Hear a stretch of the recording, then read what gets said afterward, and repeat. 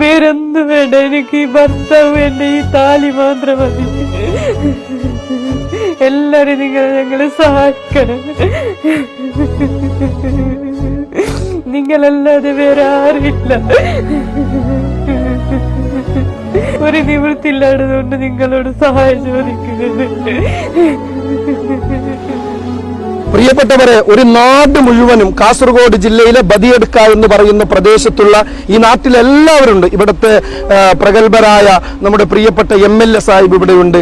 അതുപോലെ ഇവിടുത്തെ പഞ്ചായത്ത് പ്രസിഡന്റുമാരുണ്ട്, ഈ നേതൃത്വമുണ്ട്. ജാതി മത വർണ്ണ വർഗ വ്യത്യാസമില്ലാതെ ഈ നാട്ടിലെ ഇത്രയും ആളുകൾ തടിച്ചുകൂടിയത് ബാലകൃഷ്ണൻ എന്ന് പറയുന്ന ഈ സഹോദരിയുടെ ഭർത്താവിന്റെ ജീവൻ രക്ഷിക്കാനാണ്, ഈ പൊന്നുമോളുടെ ഉപ്പയുടെ ജീവൻ രക്ഷിക്കാൻ.